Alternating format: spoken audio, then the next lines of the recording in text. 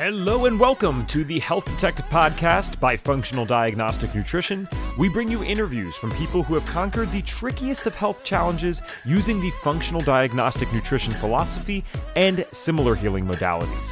You're going to hear from experts who have been through the ringer with their health issues and yet managed to come out on the other side. You can always visit us at functionaldiagnosticnutrition.com, but for now, here is today's episode. All right, hello, my friends, and welcome back to another episode of the Health Detective Podcast by Functional Diagnostic Nutrition. My name is Evan Transu, aka Detective Ev, and I will be your host for today's show, episode number 402 of the Health Detective Podcast. And if you are watching this either live or you're checking out the recording afterwards, as you can tell, I'm not in my normal setup. I am currently on the road. We're going to be kind of back home for a little bit next week, but we will be meeting some of you at the end of next week. And if you're wondering what the heck is he talking about, we still have some tickets for the East Coast FDN conference. It's going down next week in Miami, Florida, which I'm visiting my parents right now. It is 19 degrees here, Fahrenheit, and Miami, I've told you guys, it's not my scene. All of a sudden, Miami just seems like the most desirable place in the world when you're in 19-degree weather and it's snowing. 75 and sunny sounds great to me. So that'll be Friday and Saturday. If you guys are in Florida and can make it, even just for a day, we would love to get to meet you. You go to biohackerexpo.com. You use code HDP, like Health Detective Podcast at checkout. That will still give you 50% off. We do have an FDN mixer/meetup on Friday night. It is booked out for the private room, but we had a bunch of people because you guys just love giving Detective Ev something to work on here. So that deadline that I had for the mixer, a bunch of people still ended up ordering stuff afterwards. And what are we supposed to do? Not give you guys a place to meet? So we've worked out something, and I rented an additional table at the restaurant. My wife, Maddie, and I are actually going to come out to that table, so it's not like we're just sticking you guys in a corner by yourselves. We'll have Reed and Elizabeth in the main room, and then we'll be hanging out with you guys out there, so we can make it work, even if you're buying a ticket a little bit later. You just won't be in the main room with everyone. So that's biohackerexpo.com, code HDP at checkout. We'd love to see you guys there. All right, for our guest today, we're going to talk about a few different things. It's not that dentistry is necessarily the main topic, but that's going to be something that's intertwined in the conversation. And I think it's so cool because, one, I have personal stuff with this, which I'll talk about, but two, 402 episodes. I always worry, or I worried when we started out. I'm like, man, how do you not get redundant on podcasts? How do you not share the same things all the time? And I'm like thinking about it. How many people have we really had on in 400 episodes to talk about this, or especially someone that has this as their area of expertise? I've only had people come on that talked about it as an experiencer, maybe. So they got, their fillings removed, or they got a root canal removed and they feel better now. I've never had a dentist on, especially one that has a personal health challenge. I'm getting ahead of myself. We'll talk about that. So Dr. Michelle is an internationally recognized author, speaker, and pioneer in holistic dentistry. She founded Total Care Dental and Living Well with Dr. Michelle, offering resources to help people regain their health. After mercury exposure in her dental practice made her ill, she became a board-certified holistic health practitioner and created Health-Based Dentistry, linking oral health to overall wellness.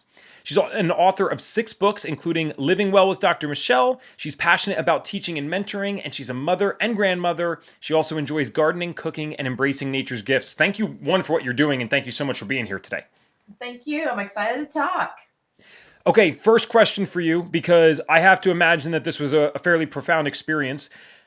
When you first got sick, what did it look like, and how the heck did that change your perspective on everything that you had been taught? Because for those that don't already have the background or didn't pick it up from the bio, you were a dentist, from my understanding, and then got sick, ironically, with stuff that was probably things that you were either doing or had learned as being safe. Exactly right. Yep. So general dentist, have been practicing for about 10 years. I was practicing with my father, and, he's still practicing in his 70s. So I just thought that that's what would happen for me, that I would just continue doing what I was doing. I loved my career. And I started getting the things that you think everybody's getting. I started having gut problems and digestive issues, and you just write it off like, oh, everybody has this. I'm a busy mom. We're probably not eating the best. We'll change our diet. Things will get better. But it didn't really get better. So even though we were making a lot of changes, Then the brain problems started. And it wasn't just what we call, brain fog today. It was literally, I could not remember things. And I've always had a very good memory. And I couldn't remember a patient's name from room to room. I would leave a room, couldn't remember the name of the patient I was just working on. So this was really drastic. These were things that I knew something was really wrong. But the big one was numbness in my hands. My hands were so numb and painfully numb, not just like I couldn't feel, but painfully, pins and needles all the time. I couldn't blow dry my hair. I couldn't sleep at night. I couldn't do anything with my hands, and I couldn't hold my dental instruments anymore.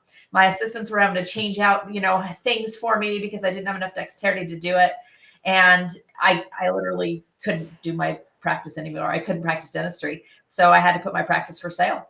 And I didn't know what I was going to do because I'd gone to doctor after doctor after doctor. This is the story everybody tells, where you go to every doctor you can think of and every test you can think of and every blood test and x-ray and everything, and still no answers. They would tell me, well, you might have a little bit of acid reflux. I'm like, well, that's helpful. That sure describes a lot of what I have going on here. That's certainly not helpful for me. So I had my practice for sale, and I was looking to see what else I was going to do with the rest of my life. I was in my mid-30s, 4 young kids. My husband worked for the practice too. So this literally was our entire livelihood. I still had debt on the practice. This was the worst thing that could have happened, to us at this point in life. And finally, I was talking with another dentist, and he said, have you ever looked into mercury as a possibility? You sound a lot like me. I had some similar symptoms. And that was the first time anyone had ever introduced that concept. And I said, well, no, I know that, silver fillings have mercury in them, but I don't have any fillings. And he said, well, it's not the fillings you have. It's the fillings that you've been drilling out for the last decade with no protection. And I had never heard that was a problem or could be a problem. Literally, the only talk that they'd given us in dental school about mercury was that, yes, dental fillings do have mercury in them. Silver fillings have mercury in them, but they're completely safe, completely inert. And if you tell anyone that it could cause health issues, you will lose your license. That was the whole dental talk. So this was literally the first thing, the first time I'd ever heard that this could be a problem for a dentist. And he said, it's probably worth getting tested. So got tested for mercury, and mercury levels off the charts. So all of a sudden, all my symptoms made sense because mercury is a neurotoxin. So it affects things like your hands, like your brain, like your gut. These are all nervous based, and it all made sense. So now the challenge was, how do I get better if I keep doing my job? Because the doctors that I finally found that said, okay, we can help you with this, they said, you can't keep putting it in if you're going to get it out. You got to stop this somehow. And so I had to go find out, were there ways to actually do my job differently so that I did not breathe fillings? Because it's literally, I was a cosmetic dentist. So people would come and say, I don't like the way these black fillings look. These silver fillings look in my mouth. They're ugly. So can you take them out? So we'd drill them out. And think about patient's head here. My head's right above it, right? As the dentist, vapors, what do? They rise. So as soon as we drill on that tooth, we release mercury vapors and it comes up into my head. So we had to figure out, were there ways to do it to not breathe it in? And I found there were organizations that already had protocol for this, had never heard of them before. In fact, everybody thinks that they're just like nut jobs, they're the crazy people. And so I started doing these things, and patients would come in and say, what are you doing? And you're like dressed up like a hazmat suit and you got this crazy mask on, and what's going on around here? And so I would describe it, and they would always be very, oh, I'm so glad you're doing this, but isn't this good for me too? As a patient, isn't this like worrisome that they could be drilling it out and I'm breathing it in too? And yeah, actually it is. This is good for you. So they would start to tell doctors about me or their friends about me. Hey, there's this dentist. She's doing things a little differently. And all of a sudden they would say, have you ever heard about ozone? I heard that that's really good. Or have you ever heard that there's like issues with root canals? Have you ever heard about, what do you know about that? Or, fluoride, what is your take on fluoride? And they taught me. So doctors and patients and people, they taught me the things I should be looking at in dentistry. And it completely changed my life because I thought, why have I never heard of these things? Like, I have been through all of this training, and I'm the kind of the dentist who's continued to train. So I finished dental school, but then I kept going, I kept learning and going to course after course after course and spending money and time. And I'd never heard any of this stuff before. I thought, what in the world? What do I not know? And if this could make me this sick, what else in dentistry could be impacting the health of my patients? So that's really where it got to me. And I'm a question asker. I ask questions. I want to find answers. And if I don't want to have an answer, I'm going to find one. And I had a whole bunch of no answers. So I had to go find them. And it's definitely been a journey that was not intentional. I mean this seriously. I'm not someone who just flatters every guest, but I have such a respect for you because I understood the story, right? I obviously researched my guests going in, but then like getting to hear this from you and how this laid out, I misunderstood something. I thought you had the mercury fillings. So I did not realize that this is because you were inhaling it. I've never even heard that. It makes total sense. Just not even something that I've heard. But the reason I have so much respect is because I know for me as a layperson, like my story is I was super sick as a kid. That's why I got into this very young. But I didn't have anything to unlearn necessarily, other than like the societal push of, hey, when you're sick, you go to a doctor. It was more something that I didn't think about as opposed to like go to school and get indoctrinated with a certain path that is useful sometimes, but obviously there's more to it. And then to hear what someone like you goes through, you spend all this money to get trained like this. I mean, it's a high level professional. This is up there with some of, I mean, the toughest jobs you could do in terms of qualifications. This isn't something that you go to college for 2 years and all of a sudden you're coming out as a dentist. This is a dedication of your life to realize that something that you were told in these lectures, this is safe and effective. Not only is it safe, it's so safe that if you say differently, you're going to get in trouble for this. To then have that experience, I mean, just to even have the revelation that it's affecting your health is one thing. Like, thank God you figured that out so that you could get healthier. But like, how do you deal with the implications of that, of knowing that this is your lived experience, knowing that this is real, but then also knowing in the back of your head that this is not what's taught? And like, do you worry, would people believe me if I shared this? Like, how do you deal with the mental and emotional side of, I am living this, I'm not crazy, and I know this is real, but everything I've ever known is telling me the exact opposite and actually threatening me if I said otherwise? You know, it was scary at first because there are things that say if you talk about any of this and tell people if mercury can affect their health, then you will lose the license, lose your license. Now I can say differently because there's science that backs what I say. However, I always had to really kind of tiptoe around and think, what is going on here? This is so real. I'm living this. One of the stories that I tell that's just so poignant, I feel like, is I was at a dental conference.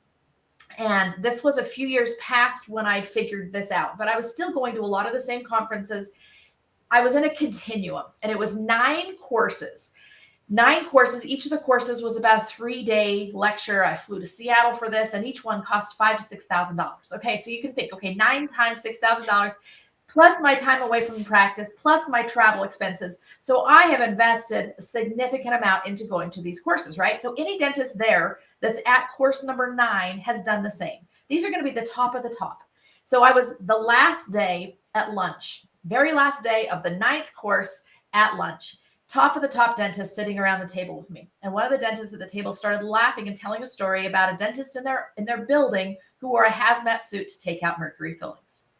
So he's telling this story and he's laughing. And I'm sitting there thinking, do I say something or do I not?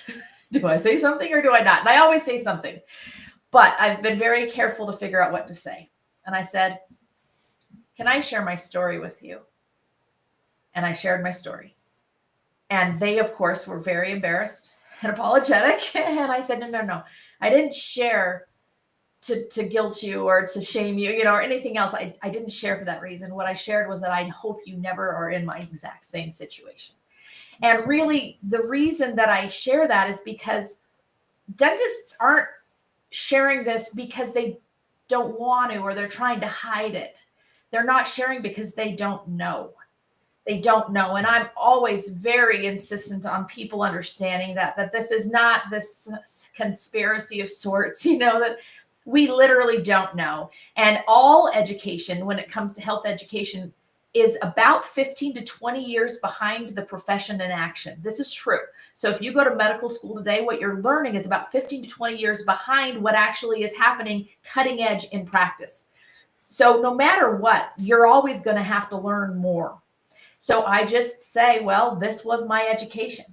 And it was a way that I didn't necessarily intend to learn, but I'm sure glad I did. And now I would like to shortcut the learning for other professionals and other people in general, just other patients, because it's not something that's talked about a lot, but it needs to be. I mean, heavens, we talk about mercury in fish. We talk about mercury in vaccines. But is anyone telling you that the silver fillings in your mouth are 50% mercury? 50%. You heard me right.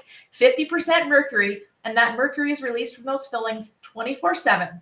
Every single time your teeth come together, with chewing, with swallowing, anytime you brush your teeth, anytime the hot or cold, the temperature changes, mercury is released. Is anyone saying that? No. Why? Why are they not saying it? I actually have a personal belief about this, because we live in a very litigious society in the United States. And if the FDA, the ADA, anybody were to say, yes, mercury fillings are so damaging to health, every dentist who's ever placed one or removed one would be under class action lawsuit. Can't happen. It will never happen in the United States. There's numerous countries that have completely banned this, not the United States, and I don't believe it'll ever happen here. So I tell you what I can, and you need to educate yourself about what it is, because the regulatory agencies can't say it, and education is about 15 to 20 years behind. So that's why I share.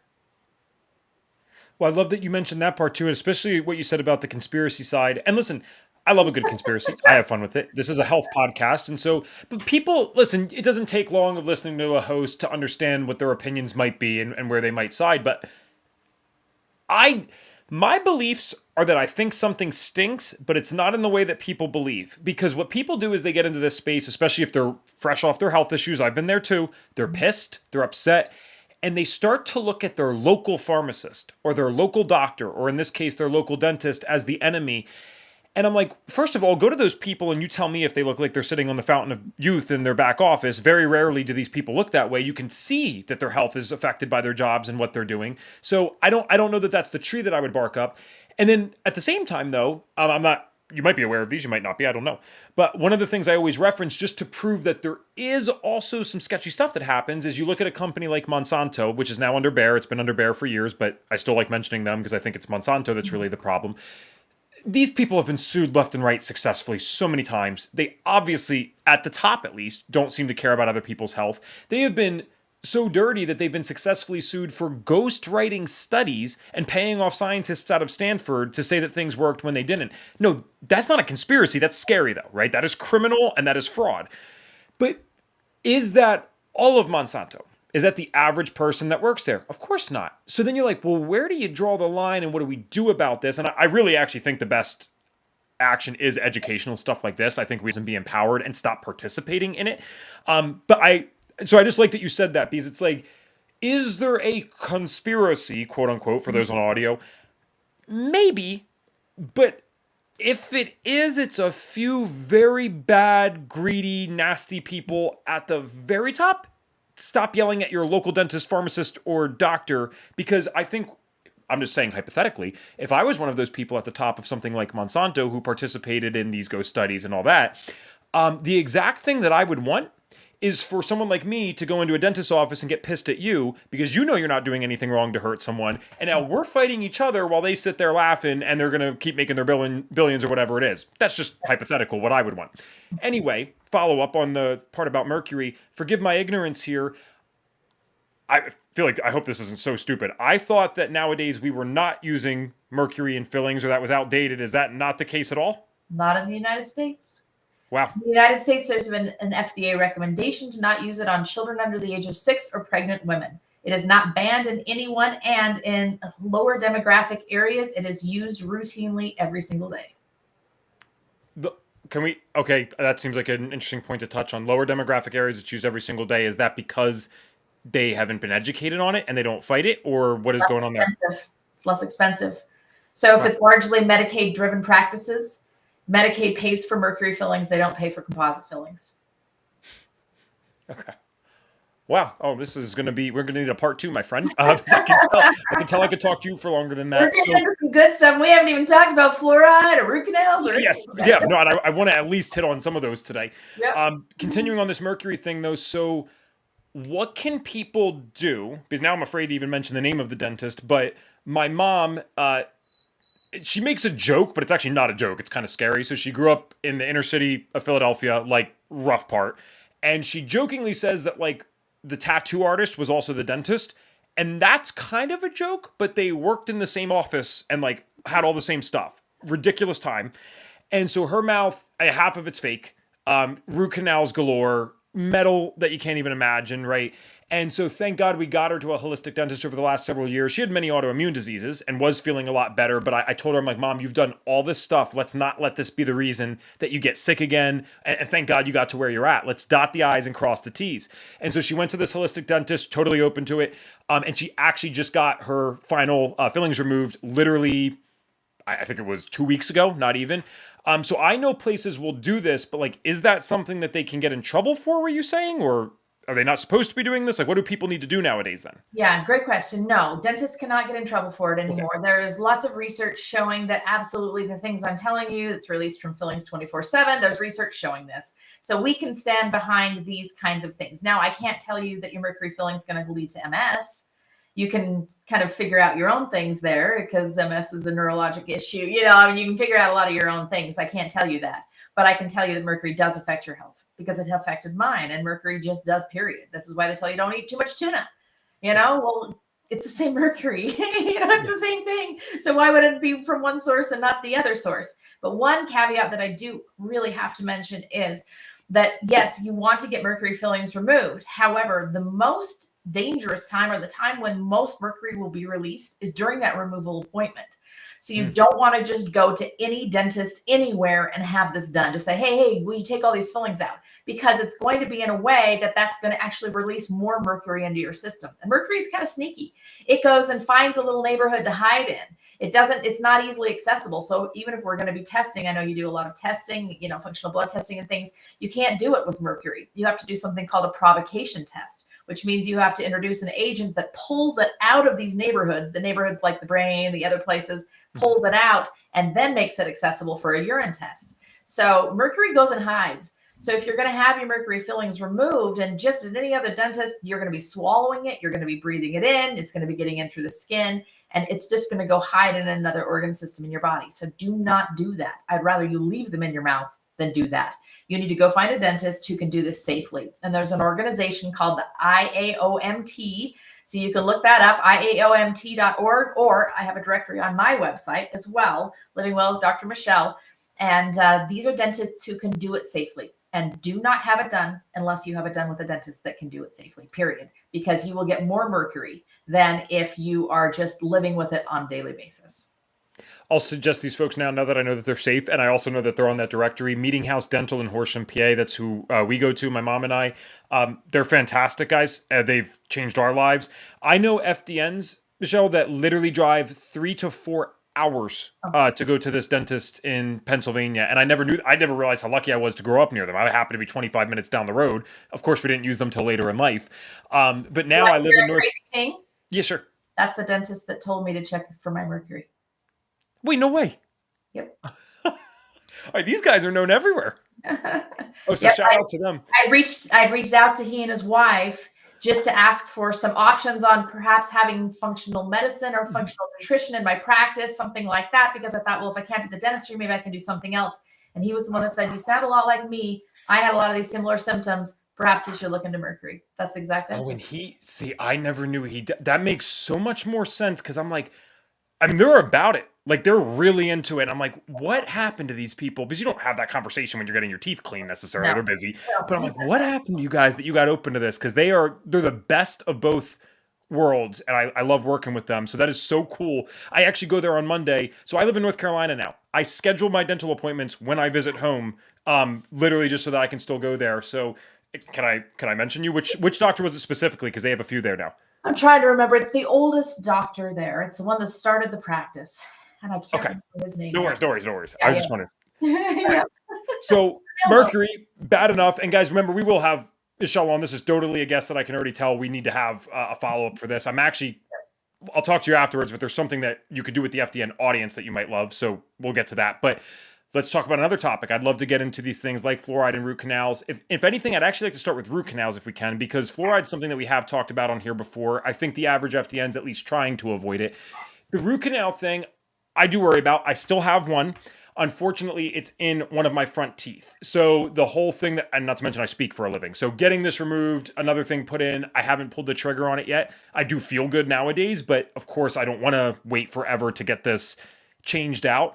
This one's very tough because from my understanding, I still can't go into a dentist, or I can go into a dentist, but they can't tell me not to get one or to get it removed. Is that still correct, that they legally can't tell me to get it removed? We have to give you options. Okay. So if you have a tooth that's dead or dying, I have to tell you, you have the option of doing a root canal, But I can say, but in my practice, we don't do root canals. We choose to either keep the tooth alive if possible, or we remove and replace it with a dental implant. So that's how I have to have the conversation. It's still part of my conversation, but I'm pretty clear. Like usually if you're coming to my practice, you're knowing my stance on things, or, I can share my stance on things. So the same with, if you have a root canal that's failed, I have to say, you have the option of retreating this root canal. Let me tell you what that means, or removing and replacing it. Let me tell you what that means. So we just have to have a conversation.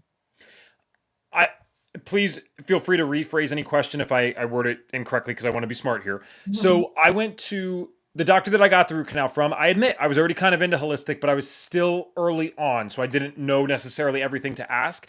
And this was someone that I found on like the biological dentists thing. It's not Meeting House Dental. It was a different one. Very nice. They put composites in for fillings that I needed. Like I know that stuff, and I liked a lot of the things that they did. But she swore to me, I mean, it was not like wink, wink, nudge, nudge. She actually did believe that root canals could be done safely and believed in doing them overall. Knowing what you know now, if this is the correct way to word this, do you believe there is such a thing in today's world as doing a safe root canal? Because that is something that I hear sometimes, and I actually don't know what to make of this. Yep. So let's talk about tooth anatomy, and then you'll be able to understand it a lot clearer. So inside of a tooth, what there is a main nerve canal that houses the blood vessels, the nerves inside of it. It's called the pulp. Basically, it's the inside layer of the tooth. It goes down inside of each root. And there's also a little area called a chamber kind of up in the center portion of your tooth. So if you have a deep cavity that gets all the way to the nerve of the tooth, or in your case, if it was a front tooth, I'm guessing this was an accident. This was trauma. You are 100% right. Exactly right. It's always like you're a dentist. It's always young men who show up with one root canal on their front tooth. I'm like, okay, tell me the story. there's a story. Somebody hit you with an elbow. Somebody hit you with a BB gun. Like, what's the story? So yeah, I always know there's a story. So either the tooth is broken into that area, the nerve area, because of trauma, or it's been damaged because of trauma, or there's a cavity gone all the way to the nerve. Okay. So what happens is the nerve dies. Well, when the nerve dies, that's the trouble, right? That's when you get the pain. That's when you get infection, when that nerve dies. The trouble is that's not all that's inside of a tooth. That nerve channel and the blood vessels, they go up through the main canal, but there's little feeder channels that go off of it. And you can talk to any dentist. This is dentistry 101. They're called dentinal tubules. There are these little tubes that go off, and little extensions of those blood vessels and nerves go out through these little tubes. That's how the tooth gets nutrients. So that's how, the outside of your tooth out here gets minerals from your nutrition, from your diet. That's how you feel sensation. That's how when you put something cold right here, you go, yeah, I can feel that. Because there's little fingers of nerves that go through these little dentinal tubules. So when a root canal is done, they go and they use small, tiny little instruments, and they clean out the nerve and the blood vessel inside of the root canal, the canal inside of the root. The problem is those little tiny channels are too small to clean and too small to fill. So you always, no matter what, no matter how well the root canal is done, you always have little extensions of dead tissue in those little canals, in those little channels. And there's literally a mile of them in every single tooth. So there's all sorts of dead stuff still left in the tooth. So let me give you another example. Let's say you have gallbladder problems. Gallbladder pain, you go to the doctor says, you know what, you need to get your gallbladder out. But I've got a new way of doing this. So what we're going to do, we're going to take that gallbladder out. We're going to clean it out. We're going to fill it full with kind of a plasticky-like material. It's called gutta-percha. This is what we use in root canals. And then we're going to shove it back in. It works awesome. So what's the problem? Are you going to be suspect with this? Do you think your body's going to be okay with your dead gallbladder filled with plastic stuff still in it? Probably not. No, it's not going to be okay. It's going to get reinfected because there's going to be dead stuff left in there. Even if it's cleaned out, even though it's filled with plastic stuff, there's still dead stuff there. And bugs always find dead stuff, always. So that's the problem with the tooth, is there's dead stuff still left in that tooth. And no matter what, bacteria are going to find dead stuff. And here's the problem. Bacteria are going to find the dead stuff. They're going to start to congregate around it. So now your immune system has to deal with that 24/7. This is why there's a connection with root canals and other autoimmune diseases, even things like cancer, because those all require your immune system to be at their best to keep you well. But if it's constantly distracted and being worn out dealing with this low-grade infection around the tooth all the time, it's not capable of taking care of you in other ways. So that's the first problem. The second problem is the nerve's gone. So now you've lost the warning system. You have no idea that this is actually going on in your head. And you would never put your finger on it and say, my Hashimoto's or whatever, it's due to my root canal. You would never say that because it doesn't make sense in our brain that those two things can be connected, even though they are intimately connected. We can't see the problem. The third biggest problem with this is we can't actually see it on a traditional dental x-ray. One of my probably one of the things that really just changed my mind about this is I had a patient and she had a root canal, an old root canal. And she came in just on a routine visit. She said, it's just never felt right. Like people never say, oh, like it hurts really bad. They just go, yeah, I don't know. I just never felt right. So I took a regular old dental x-ray, looked fine. Any dentist looking at it would have said, looks great. I looked at it, said, looks great. She said, but it just doesn't feel right. And I had just gotten this new fancy machine called a cone beam CT scan. And I said, let's go take one. I'm super curious. Let's just go take a cone beam CT scan. Let's go see what it shows. We took the scan. There was a quarter-size hole in her jawbone that had gotten eaten away from the bacteria spreading from her dead root canal. And I could not see it on the regular dental x-ray. So again, no conspiracy here. It's that the x-rays that we are using in the dental office on a routine basis don't show this. But cone beam CT scans do. And thankfully, more and more dentists have this technology in their practice and are now able to see what's really going on in the jawbone, in your head, at the end of these root canals. And now that I can see it, I can't. I would say probably 10 to 20% generously of root canals don't show active infection on the x-ray. The other 80% do. And not only is it active, but sometimes it's eaten a hole through the bottom of the sinus and now chronic sinus infection that they've had 3 sinus surgeries on. No, it's just the failed root canal, literally a volcano into their sinus. And so many things like this daily. It's crazy. So you just made quite a few connections and aha moments for me because I was thinking I do try to be objective. So I'm like, okay, root canal's bad. Before this, got it. Some people get sick. Some people have testified themselves. Not testified sounds like it's in court, right? I'm saying that they have put testimonials out or said hey, I've got this root canal removed, and they swear to God their autoimmune condition went into remission within a week or a month or whatever. I mean, these are bold claims. And then you get these other people that their mouth's all jacked up and they have no known health conditions and they're in their 60s or whatever. And I'm like, what's the difference? What's going on here? And would it be fair to say then, let's say someone just ate a bunch of sugar as a kid, they rot their teeth, they get the root canal, they become an adult, they start taking decent care of themselves and they floss. But otherwise, their health is decent, they get outside, they go to bed on time and all that stuff. So in theory, it's not that we're recommending this, but if you had a lot of other positive habits, if your immune system was working overall well, even if it was actively fighting something all the time, if that's the main stressor on your body, there is going to be a fraction of the population that it's not that it's not there, but they're fighting it effectively. So they walk around thinking that they're fine. But what happens to people like myself or like my mom is that maybe due to bad lifestyle choices when we were younger, but also I think it's a total thing of genes load the gun, environment pulls the trigger. We both have non-celiac gluten sensitivities. We both have certain genes that make us have very low vitamin D if we're not careful. So we have this mixture of stuff. Now this root canal or series of root canals is an additional major stressor on top of all of this. And that's why so many people do claim to feel bad. Is that a fair assessment as to why some don't seem to be affected by it and others seem to be very affected by it to the point of feeling remission from certain diseases when they remove these things? Is that fair? 100%. It's just the concept of how full is the bucket already? Yeah. How full is the bucket already? And so I'll talk to people all the time. And let's say a 14-year-old kid comes in and they have a really deep cavity and mom's just dying, oh my gosh, what am I going to do? And I say, you know what, you're going to do a root canal. We're going to do a root canal on your 14-year-old child. Why? Because number one, I can't replace a 14-year-old tooth.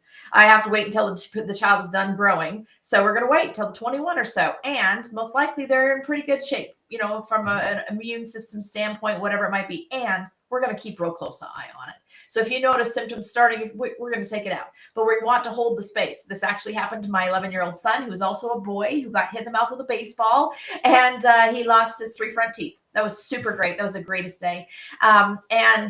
He broke his front teeth halfway off, but I did root canal. I did root canal on one of those teeth. Why? Because literally it was holding in 3 teeth, and it held those 3 teeth in until he was 21 and old enough that we could take them out and do dental implants, because I could watch them.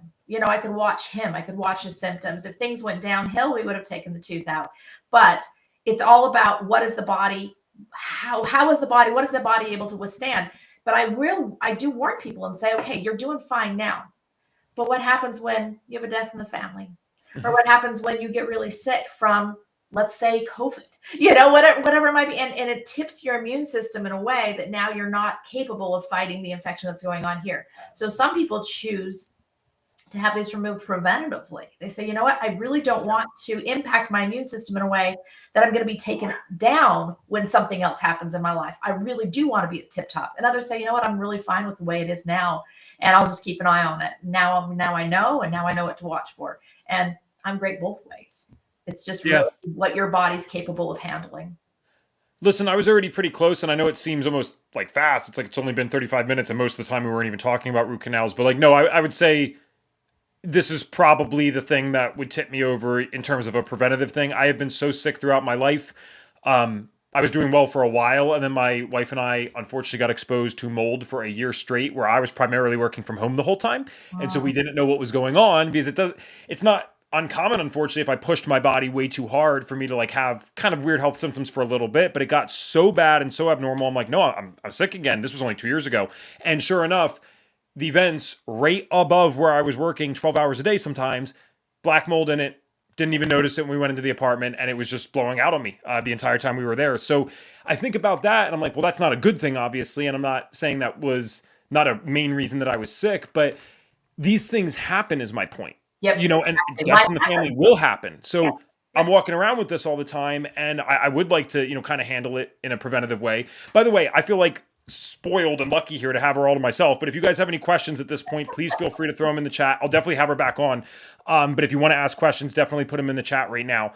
So a follow-up then would be, I know sometimes people are like, well, I don't want to get certain teeth removed because like this is otherwise, it's a good shaped tooth. I'm going to have to get metal in. What metal do I get in? I've heard that some people reject the metal. So then there's this whole new set of worries that comes with it. I think the main point here is ideally we'd keep all our teeth if they were healthy enough. That's obviously the goal. Then it's like next best things. So for someone like myself who did unfortunately get a root canal, I'm making a personal choice that I definitely don't want this long term. Is there a standard set of procedures that you typically recommend, like removal and putting in a certain metal, or what does that look like? Yep. Good news is we don't even have to do metal at all anymore. Okay. Completely metal free, which is so you can just alleviate the burden of worrying about that as well. So yep, we take it out, and there's a couple of things that we do at the time of removal that are actually really important as well. And well, let me say this, and then this is part of the reason why I don't believe that there really is a truly healthy root canal. But so when at the time of removal, we disinfect the area with ozone. And what is ozone? Ozone is just 3 molecules of oxygen, but that third molecule doesn't like to be by itself, likes to be paired up. It goes to find something to pair up with, and it pairs up with bugs. So it's super potent at killing all sorts of bugs. So what it's going to do, anytime you have an infected tooth like this, the bacteria has spread into the bone. So just going in and scraping it isn't necessarily removing all the infection. Makes sense? Like it's penetrated much deeper than that. So we use ozone that can get into all the nooks and crannies and kill everything in sight. Then we use something called PRF, which is stem cells. It's from a blood draw, small blood draw we do at the time of removal. And we spin it, centrifuge it in a certain way. And it actually creates this kind of almost like a fabric material that has your own stem cells, growth factors, everything. It's all from your blood. And we put that in there, and that's what your bone grows to. So these are things that you want to ask for when you're going to have a tooth removed. So then people say, well, why can't you just do those things inside of a root canal? Like, why can't that just work? Why couldn't you just use ozone inside of a root canal, to clean it up? The problem is the dead tissue, no matter what, as long as it's there, it's going to attract bugs. That's the problem. So we remove the tooth. We let it heal for a few months. So front tooth, what the heck do? Well, we do something temporary. So you have a retainer that has a tooth in it, or you have even sometimes we can glue a tooth in temporarily. We have something that you smile. We call it a smiler tooth. It's your party tooth. So you never have to go without something that you're smiling with. And then in about 3 months out, the bone's healed and solid enough, and we place a ceramic dental implant. So it's called zirconia. So if you hear zirconia, same thing, means ceramic. It's all ceramic, no metal in there at all. And that's placed in there. That's the root portion. That then has to heal and fuse to the bone. So again, you have a smiler tooth in the meantime. And then we put the top tooth that's a chewer tooth. So I have a dental implant right here. Can you tell? Well, definitely not on this, no.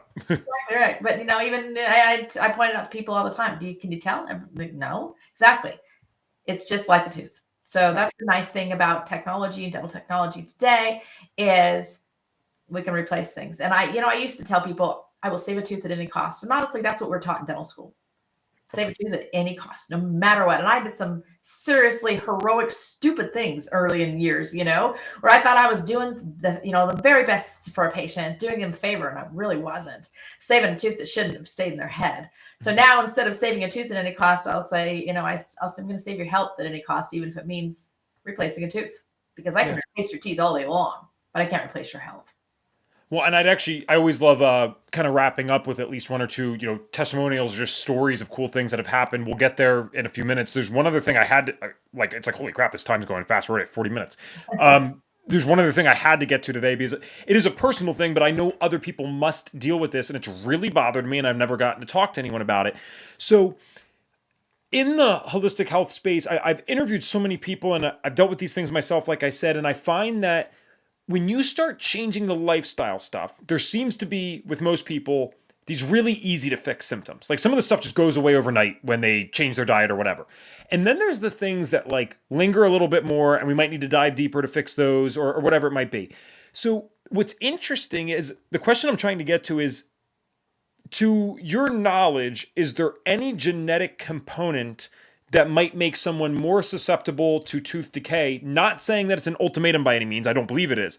But I'm wondering about the genetic side because I look at my grandmother. My grandmother has had, I was 5. She must have been in her 40s. And so full dentures at 40 something years old. My mom, half of her mouth is fake. And I started going down this path where it's like, I'm talking, I was in my 20s eating organic, no sugar, all this stuff, and flossing, of course, doing all that. And I'm still getting these cavities that were just getting slower. Like they weren't happening as fast as they did when I was a kid, but they were still happening. I've had, warnings of other root canals, and I'm just like, what the heck am I doing wrong? Because as of right now, all it seems like I've been able to effectively do after all these years in this space is slow down some type of inevitability as opposed to actually prevent it. So I just want to know, is there a genetic component? And then for people like myself, that it just seems like I'm doing all these things better. I've healed different conditions, and yet the teeth thing is still one of the toughest things for me. Like, what the heck is someone like me missing? All right. I love this question because the next question I'm always going to ask is what genetically could influence tooth health, right? So so the answer is, could there be something genetic? Absolutely. But the next question is what? And the thing that I've really put my finger on it and have seen this in, hundreds and hundreds of patients now over years is that it's all about absorption. It's all about gut function. And you already gave me a clue when you said that you have non-celiac gluten sensitivity. So I already know that you have some gut absorption issues, that you have some gut lining issues, and what that does. So I have a test that I have people do all the time. It's a quick and dirty thing that they can do at home to determine gut activity, basically. I call it the baking soda test. You probably have done this or heard of this or recommended it before, but basically what we're wanting to know is what is the activity of the stomach, because there's 3 primary functions of stomach acid. Number 1, it needs to kill bugs. So anything that we're eating, it needs to kill it on its way in. Number 2, it needs to break apart proteins. So that is also your clue about why do you have, non-celiac, gluten sensitivity, because you don't break proteins apart very well. So this already is giving me clues. The number 3 thing it does is it ionizes minerals. And when it ionizes minerals, what it makes them is it makes them bioavailable. Basically, the body goes, I know what that is. I'm going to be able to take that up and now utilize it. So most likely you are not ionizing minerals properly, probably are low stomach acid. So a real quick and dirty test people can do at home is you take a 1/4 teaspoon of baking soda, 1/2 cup of water, you drink it, and you time to see how long it takes you to burp. And I know this sounds super weird, but what we're wanting to see is we want to see the reaction, literally the chemical reaction between baking soda, which is bicarbonate, and hydrochloric acid, which is very acidic. And it should create a reaction. This is the old science fair volcano. Remember you did in like third grade where you dumped baking soda in vinegar and it went, and, that's what we're wanting to do. We're wanting an eruption in your stomach and it shows up as a burp. So you should be burping in 2 to 3 minutes. If you do not burp in 2 to 3 minutes after drinking that baking soda, you do not have adequate stomach acid to break apart proteins properly or ionize minerals properly. So when you don't ionize minerals properly, the minerals go through the other side without actually stopping and doing all the things that we need them to do on the way through. So the very first place, there's 2 places, and this is why pregnant women, teenage kids often will show up with a lot of tooth decay, because if the body does not have enough minerals to run its essential functions like brain and heart, it will mine those minerals from other non-essential places or less essential places. Guess what? Teeth are not essential. You can actually, your grandmother found out at the age of 46, whatever it was, that she could live without teeth, right? So the body knows this. The body knows that you can actually live without teeth. So it will mine minerals from your teeth to feed your body in order to run the essential functions that it needs. If you're getting tooth decay, you also have holes in your bones because bones and teeth are made of the same thing. So if you have holes in your teeth, you have holes in your bones too, just so you know that. So what do we need to do? Exactly. Okay. You're welcome. So, but there's answers for this now. So you know genetically that something is not working as well as it should from a gut absorption standpoint. So your grandma had it, your mom had it, you have it. All right. Doesn't mean you have to have this forever, because what you're going to do is, number one, you're going to fix your gut function. And I'm sure you've worked very, very hard on this over the years. And you're going to super supplement from both directions. So we're going to supplement from the outside. We're going to supplement from the inside. So let's talk about those 2 different directions. So from the outside, we didn't talk about fluoride. You've talked about it before. You said that there's an alternative to fluoride that's 1,000 times better than fluoride, and it's called hydroxyapatite. All hydroxyapatite is the minerals your teeth are made of. So if your body is mining minerals from the inside out, literally, mining minerals from your teeth. So literally your cavities are being formed from the inside because your body's taking the minerals and using them elsewhere. So if your body is mining those minerals, you got to put them back. So you're going to put hydroxyapatite products on the outside of the teeth. This is tooth powder, mouthwash. If people go to my website, they're going to see I've got a tooth powder, I've got a mouthwash, all hydroxyapatite based. So that's all you're going to use for the rest of your life is hydroxyapatite. So lots of hydroxyapatite. That is going to literally remineralize your teeth. So we have people who have never had a dental exam without a cavity, and they start using this, they never have a cavity again. Literally. We're going on 4, 5, 6 years, and no cavities ever again. So hydroxyapatite on the outside. On the inside, what are you going to do? You have to get the minerals in. And fat-soluble vitamins, this goes back to Dr. Weston Price, which was clear back in the 1930s. Huge nutrition guy. He was a dentist. And he found out that people who had good dental health had higher levels of fat-soluble vitamins, vitamin D3, vitamin K2. So you've got to have, and you said you don't absorb those as well. So again, that was my second clue. So you don't absorb those as well. So you're going to have to super supplement vitamin D3, vitamin K2, and minerals, highly absorbable minerals. That's the inside version. Outside version is hydroxyapatite. If you do those things together religiously, you don't get tooth decay. You don't get cavities, even if genetically your body doesn't absorb minerals as well, doesn't ionize minerals as well. You don't get tooth decay because you're giving your body enough. You're an awesome guest, first of all. But second of all, I didn't even mention this to you, so this is particularly fascinating. But I know you, when you're in this health space, right, you start to notice every clue. And as someone who's been sick yourself, like you really start to pay attention to things that others wouldn't pay attention to. And so I'm religious now with my dental appointments. I wasn't when I was earlier on, but I figured while I'm still trying to discover maybe what's going on here, I'm just going to go as often as they'll take me. So it's not uncommon for me to go get a cleaning every 3 to 4 months. I just want them to look at it, see what's going on. Let's catch everything as early as possible. I'd certainly rather have a filling than a damn root canal, right? So I'm like, let's just do something else. But what I had noticed by going frequently is when I say the root, there's 4 or 5 cavities, man. Like 4 or 5 cavities, a root canal. Sorry, I don't know why I said this to you. I know I misspoke. I'm like, what am I saying wrong here? I have one that they think I need a root. Well, another place told me I should get a root canal because there is trauma there. So you were correct. I don't know why I said this. My root canal is in one of my back molars. That's where that is. So this is like, what do I do with this in the future? So thankfully, I haven't gotten the root canal yet. Besides the point, that root canal in the back, the other cavities, if there's 6, let's say, 5 out of 6 of them, again, as someone who's going regularly to the dentist, 5 out of 6 of them I either had in February or March of each year. Low vitamin D season. Yep. I was just about saying people's vitamin D in America is the lowest in March. And I made that connection. I'm like, how can it be that simple? And it's not that simple, right? But it's like, that's just like we were talking about the pot getting overloaded with stress. It's like, that's my thing. And then all of a sudden my teeth just get, wow. Yep. You just have to give them minerals. So this is why pregnant women, teenagers, why do they get more cavities? Because they're growing humans, either a new human or themselves as a human, and they need a lot of minerals.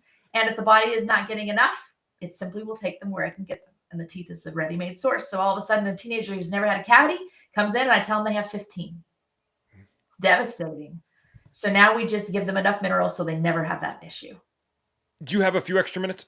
Yep. Awesome. Because I have to ask you about before where people can find you. I already have that listed here, but we'll ask it directly for those on audio, of course, and then what you offer and all that stuff.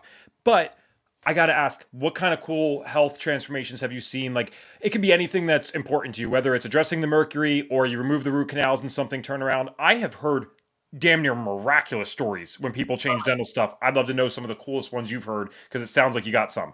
Yeah, we have some amazing ones. We haven't even talked about infection where wisdom teeth were removed, but that's a huge one. And I have one of my very favorite stories ever is a woman. She was in her mid-30s. She'd actually had to move back home again, living at home because she wasn't able to live on her own. She used to love to travel, and she was literally bedbound, nearly bedbound, was working from bed, couldn't do anything. And she came and we found she actually had infection where her wisdom teeth had been removed, long-standing infection, and she had an infected root canal. Cleaned all of those out in one sitting. Woke up the next morning, her mom heard something in the kitchen. Like the next morning, she couldn't figure out what it was. Went out, her daughter was up doing the dishes. And she was like, what are you doing? She said, I feel better than I have in 5 years. And she's now gotten her life back. She's gotten her job back. She went on this trip to China that she's been dreaming of for forever, literally just from getting infection out in her mouth. So it's things like that every single day. We had another woman that was covered in eczema, like covered head to toe in eczema, and just could not figure out what to do. Was just desperate for help, for anything. And this was an interesting one because I didn't hear this back from her. I heard this back from her brother-in-law who came in as a new patient just a couple months ago. And he said, do you remember my sister-in-law? And he told me her name. And I said, yeah, I kind of remember. I remember her story. And he said she was covered head to toe in eczema. He said, it's 98% gone. She has like one little patch like on an elbow, and that is all she has. And all she did was get wisdom tooth areas and a root canal out. That's all she did differently. And that's what her body needed to be able to just say, I can be well again. I can. So I'll give you a little, if I have a second too. So you're good. Yeah. Oh my God. I'll stay as long as you want. No. I have a new book coming out in May. And the whole premise of the book is that we've been asking the wrong question inside of medicine. We've been asking what kind of medicine should we use? Really, the right answer is what do our cells need to be well? Because our cells do all of the work. There's not one medicine on the planet that actually is going to heal any of us. It's our cells that have to do the work. The question is, what do our cells need to be able to do that work? And that's where dentistry comes in, is because oftentimes the cells aren't capable of doing the work simply because, like we talked about, the bucket is overflowing. There's just too much and it can't deal with it all at the same time. So the cells are desperately working hard, trying to do their job, but they can't unless we give them less burden, less stress, less to have to worry about and deal with on an ongoing basis. I have yet to see a patient that has cancer or has had cancer that doesn't have either a failed root canal or an infection where a tooth was removed. Haven't found one yet. Whoa. I'm on 27 years of practice. So it's every single day in my practice. Where can they stay up to date with you to find the book when it is out? Is your website fine or your social media, I'm assuming, as well? Because I wanted to share that too. Yep, all the above. So livingwellwithdrmichelle.com is the website. That's where you're going to find tooth products to be able to keep your teeth healthy and well. Also, you can learn about the book there, but it's livingwellbook.com. Go to livingwellbook.com, pre-order. Please pre-order because it lets publishers know that people actually want this kind of a book. But I'm going to send you a whole bunch of free stuff. You're going to get an assessment to figure out what do your cells need. like, well, you're going to be able to answer this question. What do your cells actually need right now? And it differs sometimes by the, like you said, February or March, by the time of year, by, if you got mold blowing it over your head, your cells need different things based on what they're going through. So livingwellbook.com. And then, yeah, just go on my Instagram, go on socials, because I share these kinds of stories, these kind of crazy health stories every single day. I show x-rays on there. People love the x-rays with like these volcano eruptions into people's sinuses and things. It's cool to go see them and go, oh, maybe that's why my sinus infection has never cleared up after, 10 years. All right, maybe I better go see a dentist. So go check it out on there too. All sorts of free information on all of these things that we've discussed today. Okay, I already think I know when we should have you back on, so we should probably do it sometime around the book. I will happily pre-order. If you have any ability, even if it's digital, to send it to me beforehand, I would love to read it first and then have you back on. We could talk about that after. Awesome. All right, we know where we can find you. I cannot believe it's been 55 minutes. I'm looking forward to continuing the conversation. For right now, though, we'll finish with the signature question on the show. And I don't know what route you're going to take this, so this will be interesting. The signature question is this. It's a general health question. If we could give you a magic wand, you could wave it, and you could get all of the listeners and viewers to do just one thing for their health. So that means you can get us to start doing one thing, or you can get us to stop doing one thing. What is the one thing that Dr. Michelle gets us to do? I want you to start asking the right question.